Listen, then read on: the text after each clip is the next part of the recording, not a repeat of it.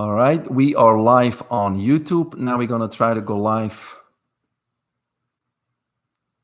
on Facebook. And we should be live on Facebook also. So let's get going. Good afternoon, everybody. This is Dr. Mike. If you would like to see my credentials, just go to my website, mvtonline.com, or MikeVanTielen.com. A little bit more difficult, that last one, mvtonline.com. Today we have with us Larry Singerfoos. He's a local physical therapist. He's also the owner and CEO of Elite Physical Therapy Associates here in Ormond Beach. So we're going to talk today, obviously, about physical therapy. Everybody kind of heard about physical therapy probably once in their lifetime, went to a physical therapist, maybe after a surgery, or the doctor sent them there for some kind of a painful situation. But there's so much more to physical therapy, and most people really don't know the full benefits one can get from physical therapy. So the purpose of today is really expand a little bit on what a physical therapist can do for you, and also try to get rid of a few misperceptions. One of them being that physical therapy hurts, and it doesn't have to hurt. So Larry, thanks for joining me. Thank you for this opportunity. It's I love getting the word out that how much physical therapy can actually help people, and hopefully a few will walk away not so afraid to come in. That's right. And it's a service, covered by insurance. So we really need to take advantage of that service, especially if you can benefit from the service. So we're going to talk a little bit about this. But first, Larry, tell us a little bit more about yourself and where you're from. Sure. Hi, my name's Larry Singerfoos. I'm a physical therapy assistant, graduated from Daytona State back in 2000. Before that, I was a physical therapy aide for 3 years. So I've been doing it for over 20 years in this area, all outpatient physical therapy experience. So I've seen and been through quite a bit. I was originally born in Trenton, New Jersey as a child, because that's where my dad's mother lived, and moved around a lot because he was an engineer. So every couple of years we'd be in a new site, and then ended up in Brandon, Florida for the beginning of my sophomore year, and then ended up in Daytona after that because that's just where I ended up. Yeah, and you're still here. Yep, and this is home. So I'm happily married to my beautiful wife, Tristan, and we've got two very sons crazy, that are growing so boys. fast. Yep. So how old are they now? They're 9 and 6. 9 and 6. Yep. Our living room tends to look like a WWE event, like every other hour. But that's how it's supposed to be. Yeah, it's a lot of fun. So. Very good. What sports are they in now? Because I see them do everything.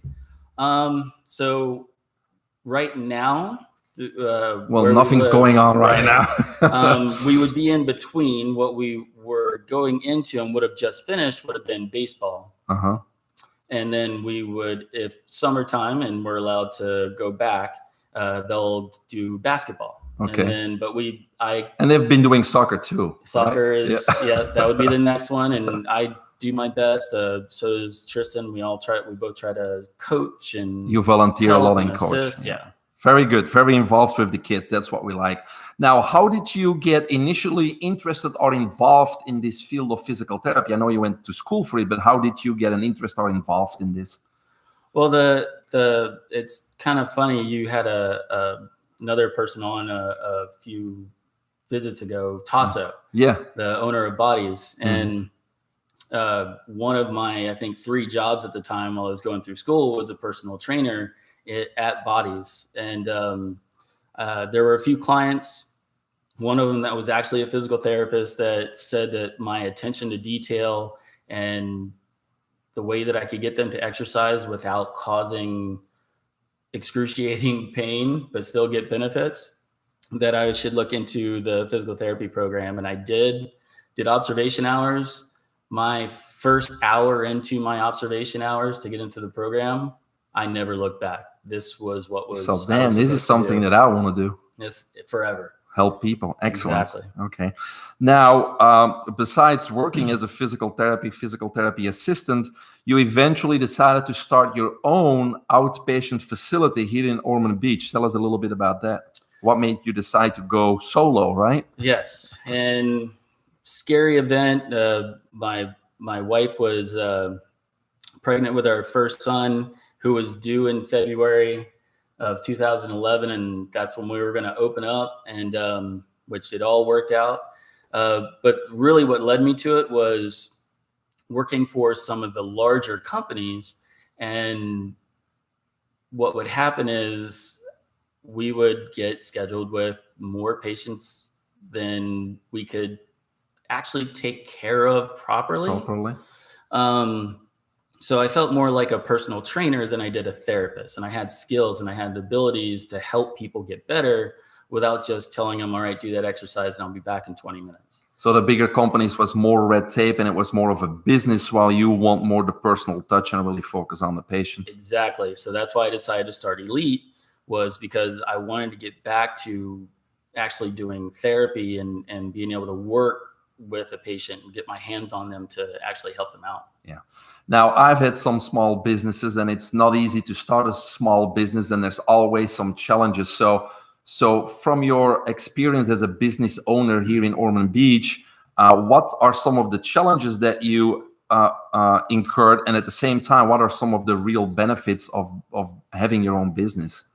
So I would say the biggest challenge is going up against larger companies and that have multiple locations, because a lot of your larger insurance companies, like Blue Cross Blue Shield, they like having that ability to just have one group to send to and not have to worry about just the smaller ones. So that's been the biggest challenge. But fortunately, because we've been doing this, Elite's been open for 10 years, our name's out there, and we're starting to get those larger companies like Humana and Advent Health to send us contracts. Yeah. So that's been the biggest. It's taken this long, but for the viewers, you do accept Medicare and most insurances, correct? Yeah. We are Medicare providers, United Healthcare providers, Cigna providers, soon to be Humana, and we are Advent Health providers for physical therapy, which is awesome. Yeah. The only two major ones is Florida Blue and Aetna, but we have options. So if you're not happy with the provider that you're going to because of the insurance that you have, I would still look at us and talk to us and see if we could be better for you. And it would be called out of network. Right. Yeah. So very good.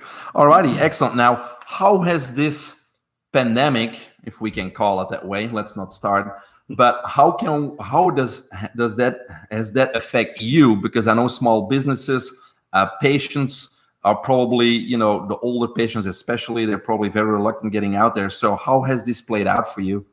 Well, it's definitely drastically decreased the visits that we have coming in the door. It's changed the way that we look at cleaning. Like, we were always a clean clinic, but now we're even the extra more step. so. We take that extra level and make sure that as soon as the patient comes up, we're cleaning behind them.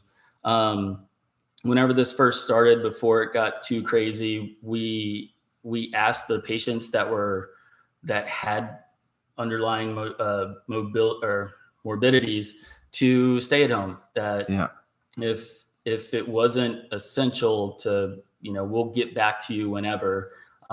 Recommended that they maybe try to get home health while they're at home, or get televisits, and then we started telehealth.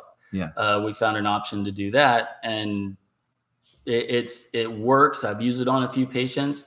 We just don't have the community that we're seeing right now. Just some of them don't even like looking at a computer or don't own a computer. Well, and the older people don't know how to work it. They don't have it. So it's difficult for them. And just the idea to do exercises, not in the facility, but doing it on a screen, is something to overcome too. So I had the same experience. We offered all the patients the therapy, but there was only a small percentage that really said, yes, let's do it. But it's new to us. So how do you see that telehealth maybe better fitting us therapists in the future, even when there's no pandemic? Well, the great thing about telehealth is that if you have that professional, or you have that person that doesn't have a ride or can't afford an Uber to the clinic on a regular basis, or someone that's a work comp patient that is stuck at work and maybe has a smartphone, they can do their visit during their lunch hour or during an opportune time for them without having to leave and come to the clinic. Yeah. And so it's beneficial that way. And then after this, it's probably going to take a while to get people to feel comfortable about going into a public place. We have that option there. Yeah. That makes it easier and safer for them, so that they feel comfortable still getting excellent medical advice and care, just without the hands-on experience that they would get coming into the clinic. Yeah. No, there's its pros and cons, but I think as this is over, we can actually utilize it for those kind of situations. Also, when people have to drive a little bit, further, 30, 40 minutes away, and if you ask them to come 3 times a week, that's a lot. So maybe they can come once in person and then be guided through a televisit, the other two visits. So I think, we probably, most therapists will continue to use this in some way or form. And hopefully, because we're always the last ones to be able to do stuff like this. Physical therapy, I always joke that we're the black sheep of the medical community because we're the last ones that got approved to do telehealth visits. And it's because of the way that insurance companies believe that we work. And I think that through this and more clinics having to do telehealth, they'll see the benefits, and the patients will see the benefits. And I think that this will be something that hopefully lasts after they carry over. Yeah. So when life's back to normal. Yeah. So let's dive into the physical therapy. What do you think from a patient perspective then are some of the misperceptions about physical therapy? Well, one of the biggest things is people think they have always said whenever they come to the clinic, I don't like no pain, no gain. And that's why I wanted to talk today. And that's why when you asked me for a title, it's like, it doesn't have to hurt, because physical therapy doesn't have to hurt. There's ways to help you without causing more physical damage than what's already there. As therapists, we should be taking what is there and changing it and molding it in a way that doesn't cause further injury. So that's one of the things. The other thing is that we are not massage therapists. So we do get those orders from offices periodically that the doctor will put on massage therapy on the order, and then the patient brings it in and said, my doctor wants me to have a massage. We do have manual massaging techniques that we use, but it's not going to be a 30-60 minute spa massage. Correct. So we do a lot of manual therapy. We release muscles. We do some soft tissue mobilization, but that's very specific to the area of injury. Right. And it's not going to be a 60-minute relaxing spa massage, right? Yeah. No.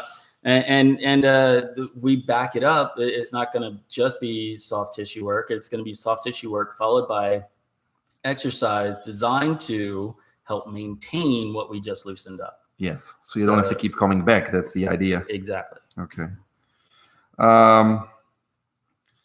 So if we're talking about this, it doesn't have to hurt. What if, and this is just a question, because what if we have a patient after a total knee replacement and we have some limitations in extension? We may have to push them though, right? To get that full extension? Yeah, you have to push. And how is that not going to hurt then? Well, there's going to be some pain involved, but the idea, you can push them through range of motion without the pain increasing. You're already in pain. You're not going to walk in the door and the pain disappears when you walk through the threshold. So yes, there's pain, but we shouldn't be there we're not going to jam it. We're going to pay attention to visual and physical signs of discomfort. If I'm trying to push your knee into extension and you're tightened up and guarding up to where I'm not effectively treating you anymore. You're not going to benefit from it. I'm not going to benefit from it because you're going to leave and never want to come back. So over the 20 years experience that I've had, I've found there's an easier, gentler way. And when patients don't guard, that range of motion stays, where after I'm done stretching them out, they have that motion now instead of it tightening right back up because they've been guarding through it the whole time. So when patients come to you, and I've heard it many times too, of course, they are a little bit reluctant because at their last place they did get hurt. So how come, or what do other therapists then do to make them hurt? What are their common mistakes then? A lot of times it's just aggressiveness. So if they're looking at the patient as a body part, like that total knee replacement is the same as that one, is the same as that one, and you don't take into consideration the person behind the knee, and you don't get a good sense of that person's personality and what they've been through and pain tolerance. You've got to know your patient. It's not just the knee in front of you. So there are patients that you look at them and they cringe. Yeah.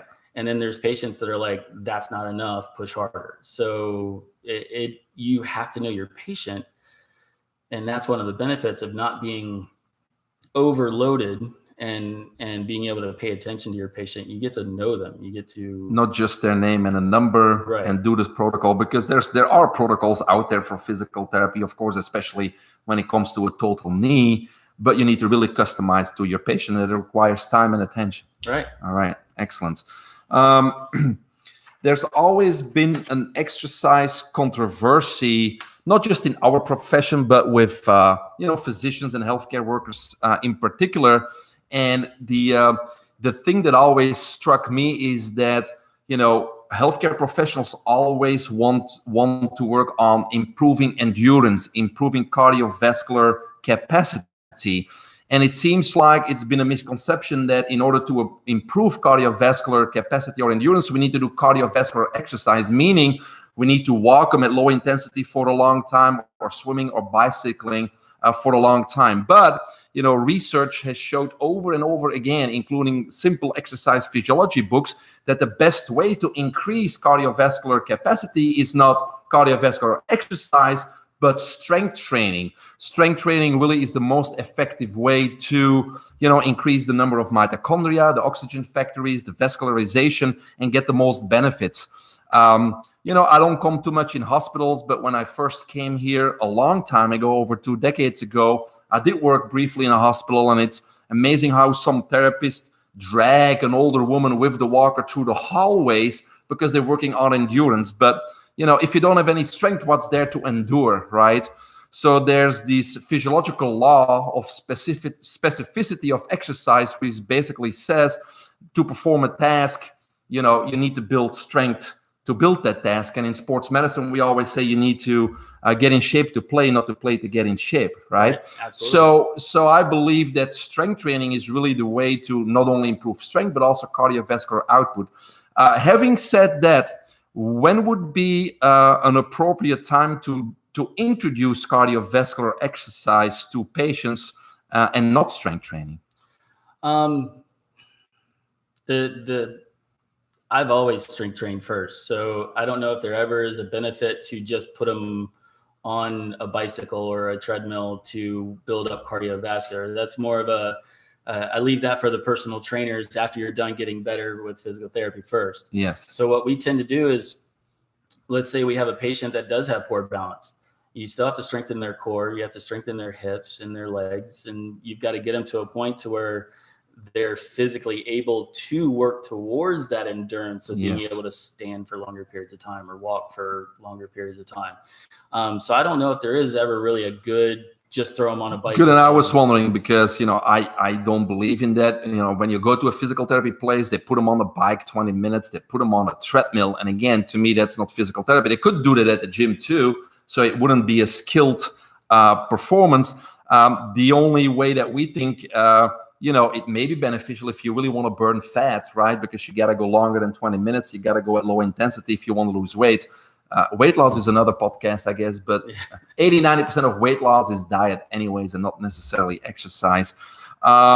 And when I use the bike or the arm bike, it's a warm up. It's I don't even call it a warm up, because I sit them down on the recumbent bike, which is the one where you sit down in a chair and your legs are out, and I'm immediately telling them, this is what I want. I fix their posture. Don't reach forward with the hands. Sit back in the seat.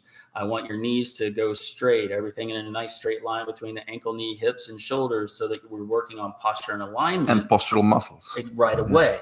That's what it is. I start the therapy right away. It's not a warm-up to me. Okay.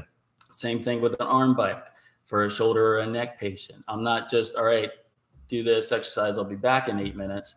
It's, I want this movement, I want to control, try not to twist, try to make sure you're moving your arms correctly. Isolation. So it's an actual physical training activity as opposed to just a warm-up for me.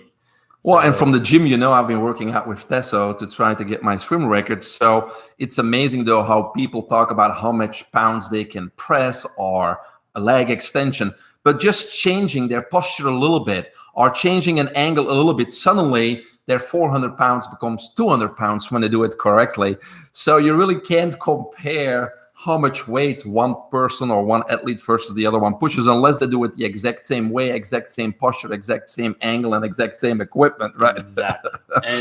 and most of the time you see those people pushing 400 pounds on a leg extension machine, and they're not going through the full range of motion. They're lacking about 20, 25 degrees. So they're actually not strengthening their VMO, that little teardrop muscle on the inside of your knee, because that helps. That's the full extension. That's the full extension. That's your last 15 degrees of getting your knee out straight.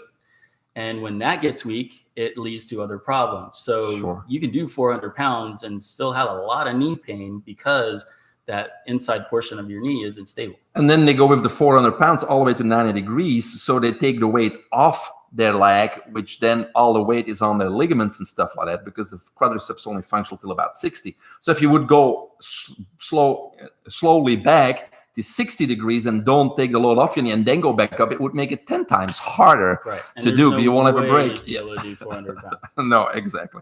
Anyways, we're off on a little rant here about people in the gym, I guess. Anyways, there are many specialties in the physical therapy arena, not just like an outpatient or not just orthopedic. Can you expand on, the specialties in physical therapy?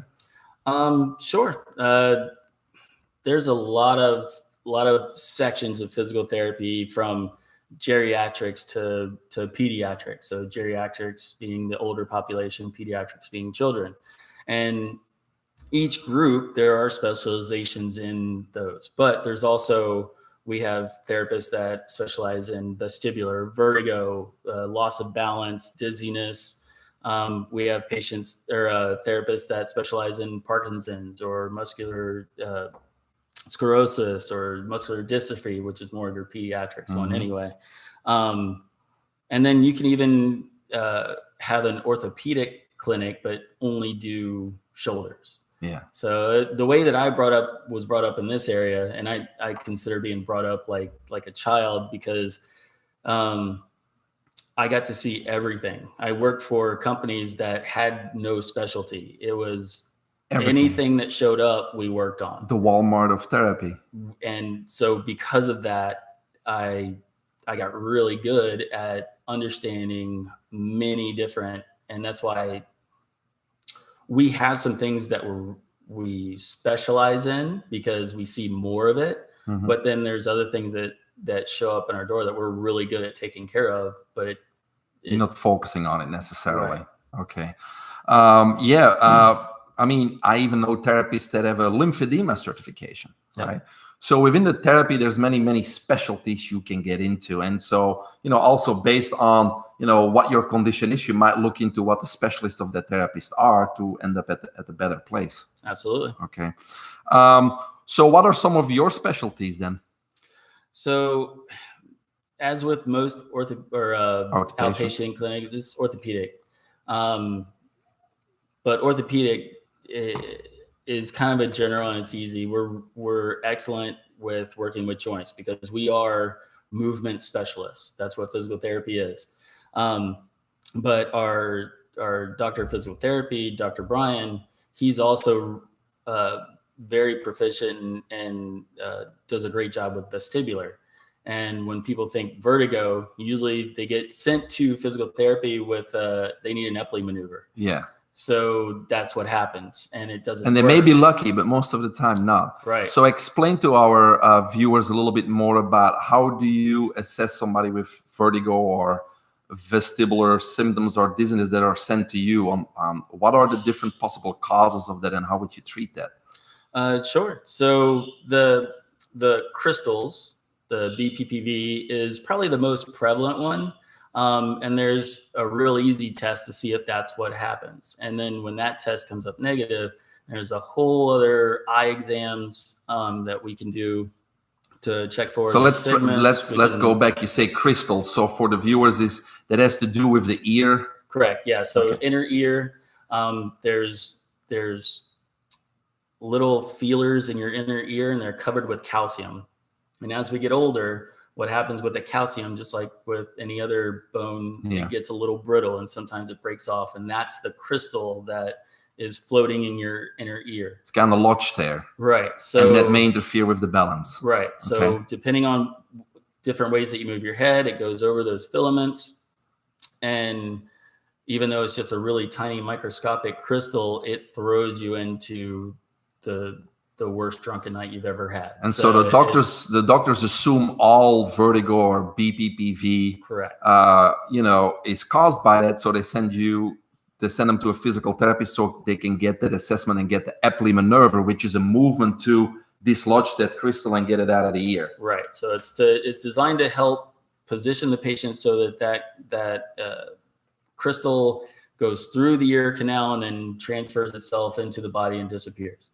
And it's not always the case. But it's not always the case. So when you do the Hallpike-Dix maneuver and you check the patient out and they don't have any symptoms, but they're still dizzy, now what? We got to look at other stuff. And that's where the evaluation, the full assessment that we do, we tend to find the actual problem. So what could it could be central nervous system, it could be vision, and then it could be the crystals. And those are your three main ones. Okay. So, and even the vision is usually because of a central nervous system or the crystals. So it's not just one, it could be a combination or one affecting the other. Exactly. All right.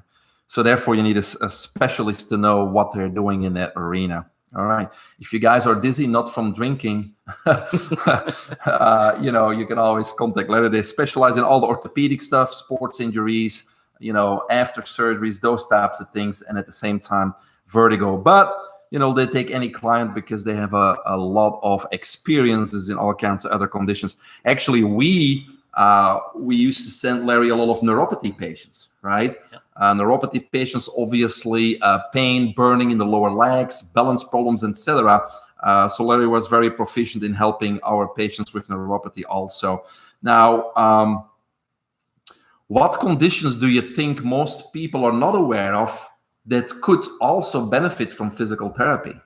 So neuropathy is one of them. I think a lot of patients, they go to their neurologist and don't know that there is a way that physical therapy can help with balance techniques and exercise techniques to help improve blood flow and to help you learn how to feel in balance if you don't have the feeling in the bottom of your feet, so that the proprioception, the nervous system doesn't just stop at the feet. Whenever you lose the feet, you can find it elsewhere.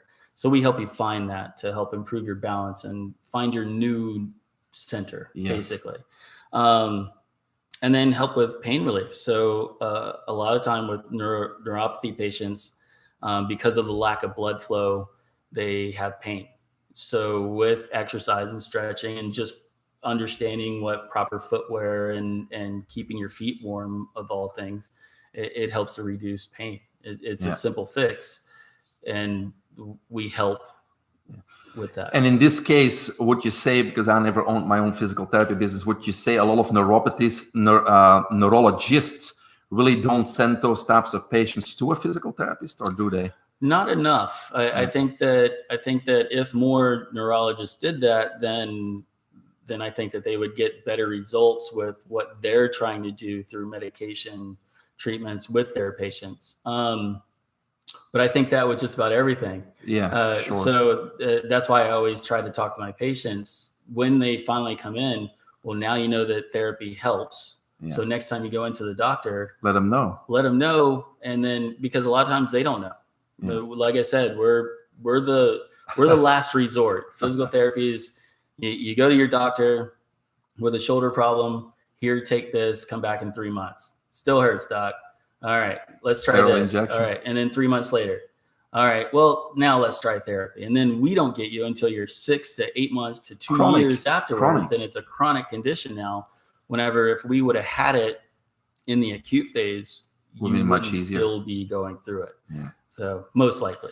Besides neuropathy, even if you have conditions like fibromyalgia and those types of conditions, there are therapists out there that really understand the condition and really could do many beneficial things. Parkinson's is one of those too, right? Yep. Parkinson's is a gradual progression. We got rigidity or stiffness of the muscles. Of course, it's important to stretch those, get the circulation going. We have balance and gait problems, just like the neuropathy patients. And we got all kinds of programs really specifically for certain conditions. So always, ask what their experiences is with that populations and what they would do or how they could benefit, their condition. I think that's important.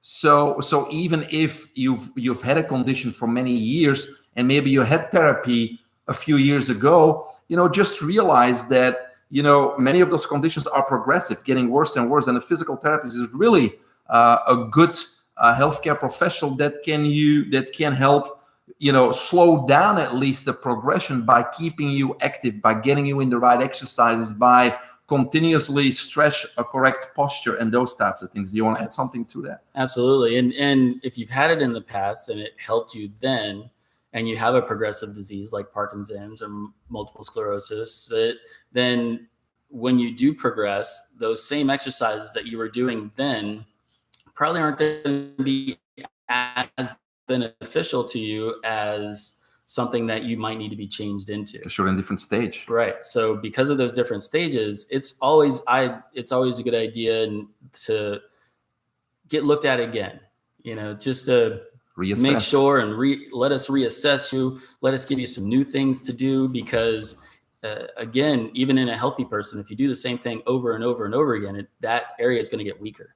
So if I've always had patients, I don't know why I'm having a hard time walking, because I've walked for 10 miles every day for the last 30 years, but they've walked with the same people in the same direction in the same place for the last 30 years. And usually after the second or third time that they've done that, the body has figured out exactly what it needs to do that activity, and then it stores everything else. Yes. So it's always good to change things up a little bit. So especially if you're in a progressive disease format, get reassessed once a year. You don't want that adaptation. You don't want it to get worse and turn it into where you're compensating for a movement that you might not have lost by following new exercises or new techniques. Yeah, you change, you progress, so your exercise program should, be appropriate for that. Now, how do you feel that physical therapy plays an essential role in prevention? Because that's what we're talking about. Right. So I came from a day and age that orthopedic surgeons would actually send their future surgery patients to physical therapy to get them moving and gain strength and flexibility before having the surgery. So in a way, it prevented them from having a terrible rehab experience afterwards. So just with your normal healthy person, let's say you've got a shoulder problem that you've had for 30 years, but you still go to the gym, you still do the same exercises.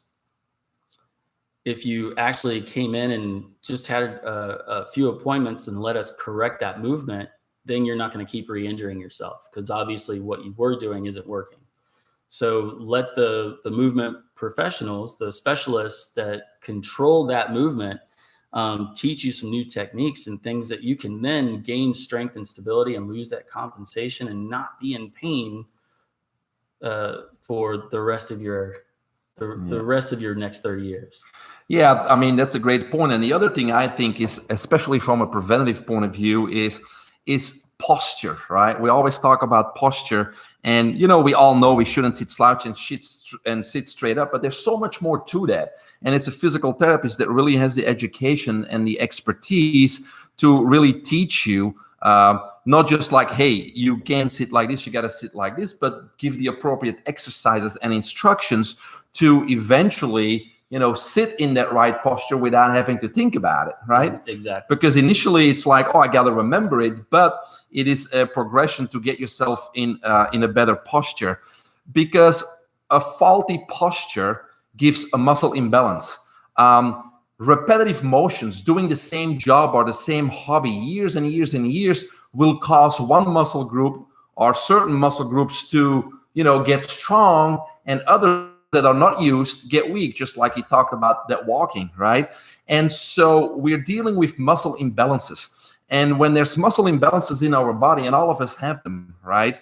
There's a few things that can happen. Number one, arthritis. Because if the muscles are imbalanced, there will be more pressure on one side of the joint than the other joint. And that's where arthritis starts. If everything was perfectly balanced, there wouldn't be any wear and tear on the cartilage of a joint. Okay, so number one, arthritis. Number two, tendonitis or tendinosis, tendon issues, because it's the tendon that connects the muscle with the bone, right? So if the muscle gets short or tight on one side, it will really inflame that tendon and cause all kinds of tendon problems, Achilles tendonitis, rotator cuff injuries, you name it. Nerve entrapments and nerve problems, because if a muscle gets tight, it chokes the circulation, it chokes the nourishment and oxygen to the nerve. So there's not necessarily something going on with the nerve, but the nerve will complain, and that's when you get numbness and tingling and all kinds of neurological symptoms, because the nerve is complaining not getting the nutrients and the oxygen that it needs, because the muscle is basically squeezing it and trapping it, etc. And then we got radiculopathies, meaning it's coming from the spine. The nerves that come out of the spine, they can be entrapped or irritated too, which then gives pain down the, if it's in the neck area, down the arms, if it's in the back area, down the legs, such as sciatica. And then we got referred pain and local pain. So all that stuff, believe it or not, comes from a simple muscle imbalance. And so, most of the time, even our physicians don't realize that everything really originates with that muscle imbalance. And it's a physical therapist that can really work with you to correct those balances, not overnight, but give you the right corrective procedures and exercises to do that. And ultimately, that's the cause of all those musculoskeletal and orthopedic problems. The other thing, that a good physical therapist like Larry would look at is like, sometimes we have to ask the doctor for a few blood tests. We know, for example, that hypothyroid or low folic acid levels or low iron levels, they contribute to what? To muscle spasms, poor circulation like cold feet, and fatigue and those types of things. So when those symptoms are there, and that's when as a therapist, you got to look not just at that knee, you got to look at the whole body, at the medical history, and sometimes even order extra tests to see what else may be contributing to, these tight muscles, these muscle spasms, etc. So that's how, a physical therapist really can help with many of those types of issues. Larry, when someone comes to your office for physical therapy, what can they expect when they walk in from their first visit or any follow-up visits? So the way we have it set up, it's a wide open clinic, so you can see everything that we have to offer as soon as you walk in the door. One big room. The evals are actually done in a separate room with Dr. Brian. That's for HIPAA violation. Yes. Yeah. So with that, our evals are an hour, if not longer. So, and it's because Dr. Brian goes into your medical history. We have you fill out a form much like you would if you went to your primary care physician. We want to know everything that you're taking because we know side effects to some of those medications. We know other morbidities that cause lack of movement that isn't just a shoulder issue. So that's why we make sure that we give the evaluation our full attention. And then after that, once we figured out what path we're going to take from what's going on with your medical history and what you're currently complaining about, then we develop a game plan from there. And that's where you would come in for your second visit, working with either Brian or myself. And we take what the history is, what your current measurements are, and find out where the weaknesses are and where the strengths are, where the tightness is and where it's too weak or too loose. And we fix that. And we don't focus on just shoulder patient. We're not just going to look at the shoulder. We're going to look at everything. We're going to make sure that it's not coming from the neck. We're going to make sure that the compensation that you've developed that you don't realize you developed, that where that loss is. So we pay attention to our patients. And that's one reason why I started Elite, was because I wanted to be able to do that. I wanted to be able to actually take care of the patient and not lose them in the room. Not just follow a protocol blindly. Right. Yeah, and that would be a hit or miss. It's just following a blind protocol, right? Yeah, you might get lucky, and it'd be textbook, or the other 90%, 99% of that. It's actually a human being behind that injury, and there's other stuff to consider. Yeah. Well, we all have the same human body, but we all have a different history. We've done different things with that body, so it's very important to really find out what's causing those problems that they come in with. Any other advice you would like to share with our listeners? Number one, don't take any bad past physical therapy treatments as that's the way we all do it. And there are some really awesome clinics and there are some really awesome therapists. If you had a bad experience, it's maybe someone's having a bad day, but I would still look at other options and give physical therapy another try, because it's not just put on a bike, stretch me out, cold pack, hot pack, and they sent me home. There is a lot more to physical therapy, and there's therapists out there that know better. Yes. And then the other thing is that when you do move, if you decide that you want to, even after this, you want to go to the gym or do your home exercises, and you just kind of get through it just to get through it, try to slow it down, control your movement, make sure that you're not hurting yourself more by doing the exercises incorrectly. And that's where, again, we need to eventually have you come back to therapy so that we can then make sure and reassess and that you're doing it properly. Because if you just keep hurting yourself over and over and over again, that's not what the home program is for. Yeah. The home program is to help you those other 5, 6, 7 days that you're by yourself at the house than when you are in physical therapy. It's designed to help, not just something to do. Yeah, because even if you come 3 times a week and it's an hour, okay, then all the other hours you're home. So whatever you learned, you have to obviously then transfer to your daily activities. And that's why therapists give a home exercise program. We know that most patients really don't follow those home exercise programs. That's because they have not been educated and explained about the importance of them carrying it over. And then basically it becomes a waste of time, 3 times a week, 3 hours. If you're sitting 3 hours in a good posture, but then you go home and do the other 21 hours a day in a faulty posture, it's obviously not going to help out. But that's where the education comes in, and the decision making, not just by the therapist putting a protocol on the patient, but a shared decision making with the patients after the patient's educated. Now let's talk a little bit about that home exercise program, because many times I hear people want to exercise, they're sitting at home, but they don't want to go to a gym. Number one, maybe they can't afford it or don't want to spend the money. Number two, it's an environment which could be intimidating, especially for the older populations. So their excuse is, I really can't exercise. But a good physical therapist realizes that people don't have equipment. So we need to give them exercises that they can do without equipment. Can you expand a little bit on that? Sure.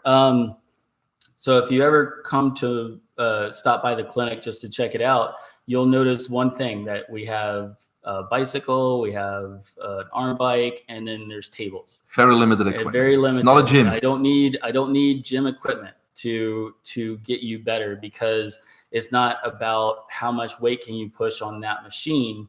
It's the movement. And that's where it's important for the home exercise program to retrain the movement that you have lost to do it correctly. And that doesn't happen in 1 hour treatments 2 or 3 times a week. It has to be 7 days a week, once or twice a day, of doing it properly to make sure that eventually that joint starts to move the way you want it. We didn't learn how to write our name as soon as they put a pencil in our hand. We had to learn how to do our alphabet first. And then we had to learn how to put those letters together. And then we had to spell it right, and physically do it. And so that motor skill of you signing your name on your checks, or writing your name, or writing notes, or typing if you don't like pens anymore in today's day and age, you couldn't do any of that before you were taught how to use your fingers and hands and wrists and shoulders, everything properly. And that's kind of, we take it back down to basics, find the problem in the movement, and then fix it. And that's where a good home exercise program, and that's why it's so important and we make sure that the patient understands this, to do it properly, because all it is to help. We're not going to spend 10, 15 minutes of putting a program together to give to you because we think that it's just a good waste of time. We want you to Plus, do you that. won't get paid for it anyways. Exactly. So this isn't something that, that we're going to get paid back for this. We're doing this because we want you to get better, and know that physical therapy is actually a team effort. The team being the therapist and the physician, but most importantly, the teammate has to be the patient. If the patient does their job and do the work that we ask them to do, you get better. It's such a simple equation. It is, and I've been a physical therapist since 1995, also always been somehow involved. And it's amazing from our perspective that we have similar patients, and the ones that do the exercise, which is easily to find out, because once they come back in, they know their exercises. The one that doesn't do them at home forgot them all, right? And so we know they don't have to lie to us. We know immediately who's doing the exercise or not. But the difference in end result in those patients is just a world of difference. The ones that do the exercises, they're the ones that are motivated to get better, really get better. And, I always say there's 3 aspects to change a habit or to heal or to get better. Number 1, you got to get the knowledge. You got to know, you got to realize something's wrong with your shoulder or your knee or things like that. Number 2, you got to acquire the skills. You need to get a professional who can teach you how now to fix this. But number 3, the physician or the therapist cannot control, and that's the willingness. How bad do you want to get better, right? And that's going to be your involvement that we really can't help. We can push and motivate, but we can't help you with that. We can motivate it, but I leave out pom-poms. I don't bring pom-poms to work. No, we're not cheerleaders, are we? Exactly. We're motivators in that when you come into the clinic and you do the work and you get better, excuse me, that should be your motivation to want to do the work at home, because, oh, wow, I didn't know that doing that exercise that I would have less pain. Yeah. We know that. Yeah. That's why we give it to you. So now there's a lot of people out there that are probably listening. And so you start to understand that, almost everybody with chronic pain or any type of condition, whether it's a progressive condition, a sports injury, whatever it is, if you're in pain, if you have an issue, a physical therapist can be essential to really give you the right exercises, to tell you what to do and what not to do at home. So, even if your doctor doesn't recommend physical therapy, just say, hey, I would like to try physical therapy. I would like to have the physical therapist show me the right exercises. I want them to assess my posture. I want to see if there's muscle imbalances that are causing my problems, because I want to golf again. I want to ride my bicycle again. I want to walk the dog around the block without pain. I want to play with the grandkids because I can get on the floor with them, but usually I can't get back up. So all those things that you're missing out on life, often can be fixed with something simple, especially if you commit to follow a certain program to do what? To get those muscle imbalances corrected again, because that will take the pressure off the joints, restore full mobility and strength and those types of things. So people that are listening, there's so much more to physical therapy that your doctor won't tell you, because they usually send you, again, as a last resort, or you had a surgery. But there's so much more to this. Like Larry said it, and it's the first time I heard him say it, we're a movement specialist, and that's so true. So I think that's something very important that people, need to realize, that we really can help them in those things. And again, it is covered by insurance, so just get a script from your doctor. I've never really encountered a physician that says, no, you can't get a script for physical therapy. Right. They're very easygoing when you ask them for the therapy script, and that way your insurance will cover it. Do you want to add something to that? And we've always had that a good reputation, or a good rapport with the patients and the physicians, that their patient does ask for that. They're like, oh, that's a good idea. Let's say you need a physical therapy. Where do you want to go? But if you don't ask, then again, we're the last resort typically. So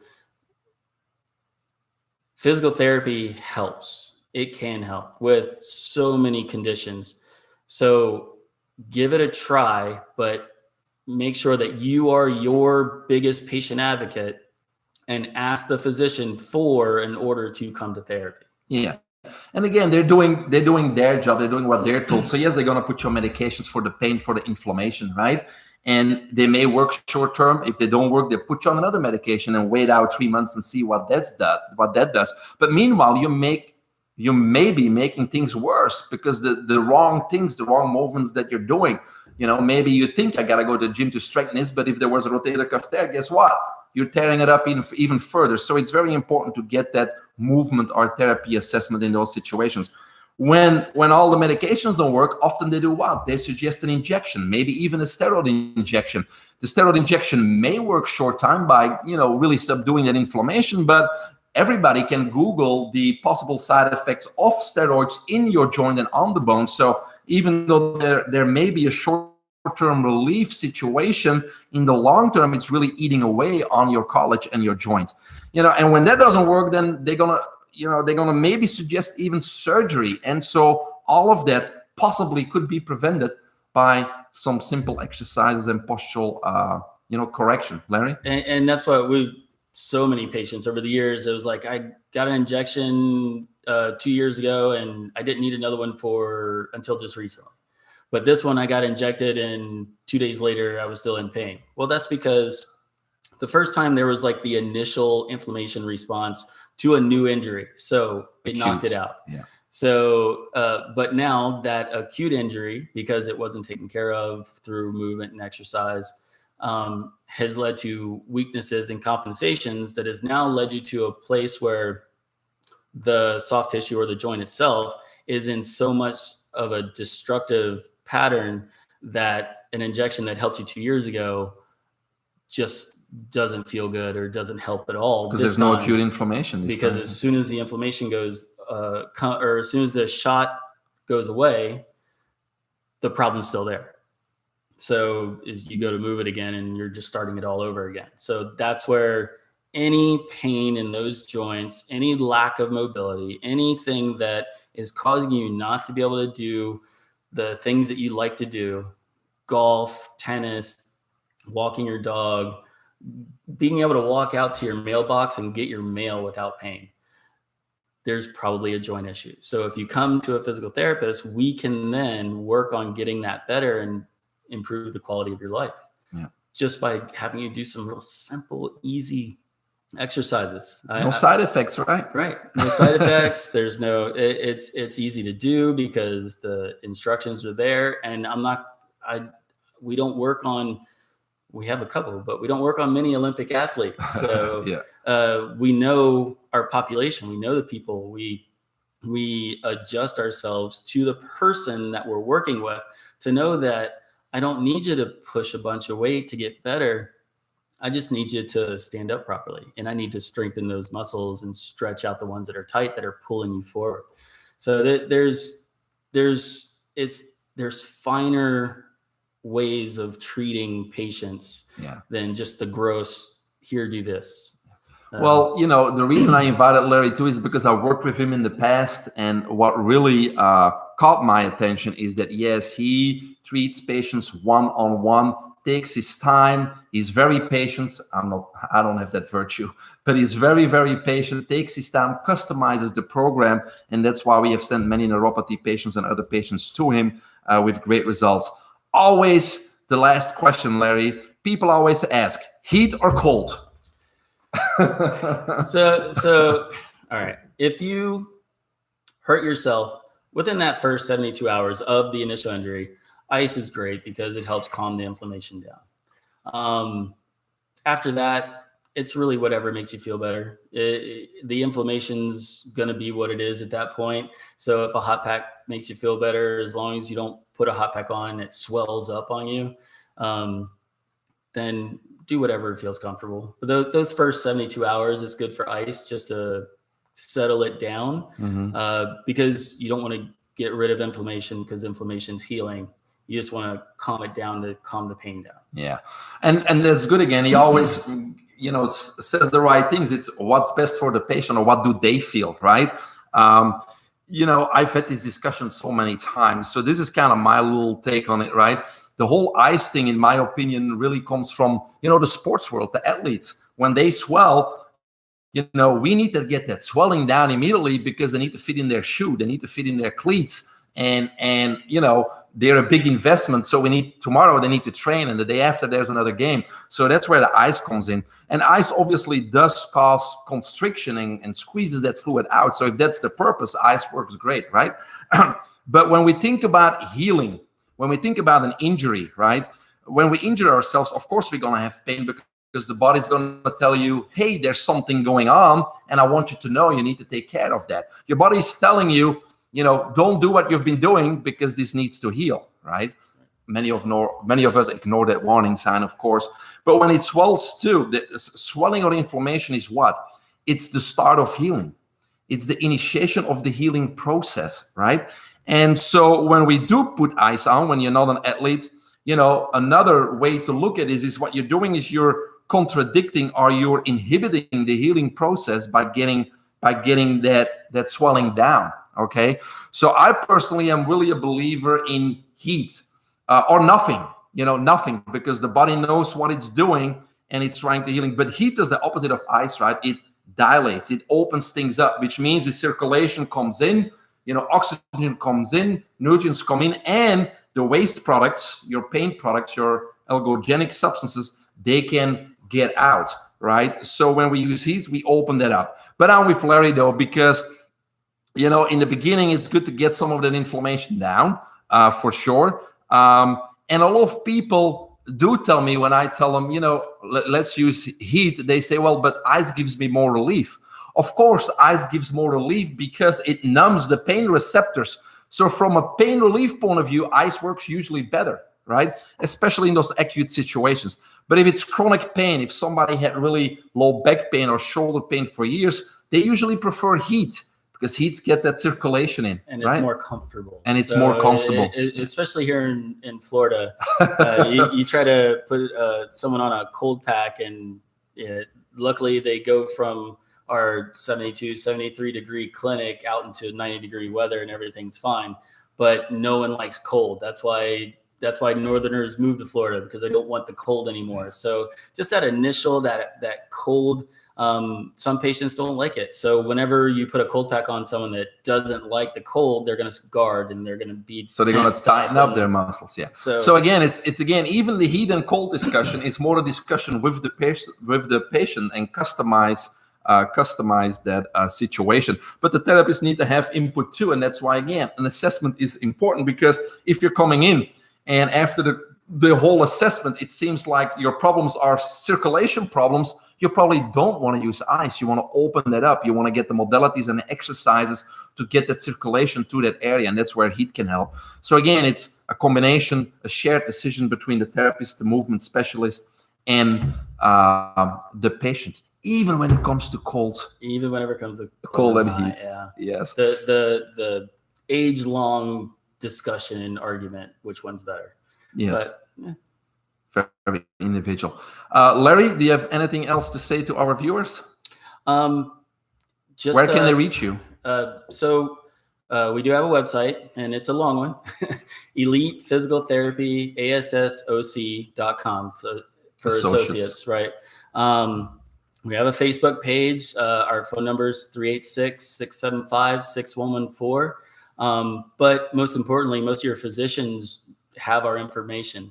So if you have an issue that you want us to look at, get in touch with your physician and let them know that you think that your condition needs physical therapy and that you want to go here. So, and it's Elite Physical Therapy. So Larry's local. For all the local people, obviously think about how physical therapy can benefit you. Ask your doctor's script. Go see Larry.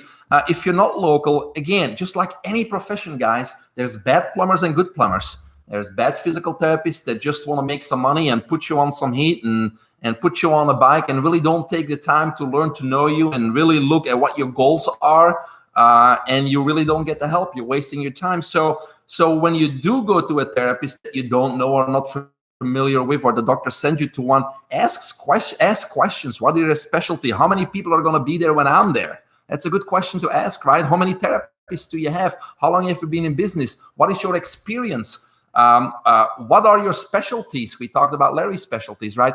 Ask questions because your time's valuable and you don't want to get hurt. There's no need to get hurt, but sometimes people do get hurt when the therapist doesn't take the time to know the patients, to make the right assessment. And then ask your friends. Physical therapy has been around for many, many, many years. And most likely you have a friend or family member that have been through physical therapy and they may have a recommendation for you. Word by mouth, right? Still powerful. So word of mouth is the number one way that we market, because we want to make sure that the patient gets better, and we do that with personal treatment. So because of that, we are still around 10 years later. So it's been exciting. It's been fun, and our number one purpose is to get people better. Yeah. So and thank you for given me this opportunity to. No, I mean, I've been in physical therapy so long, and especially the last few years doing a lot of other things like the regenerative medicine, I realized we can help so much more than what people think we can help, and that's why this podcast was important. Larry, thank you very much for coming. I appreciate it. Thank you. And hopefully you can help many more people in the next few years. We're ready to help you. So just look us up and tell your doctor to send it over. Always remember, choose health freedom. Give me a few seconds to get everything off.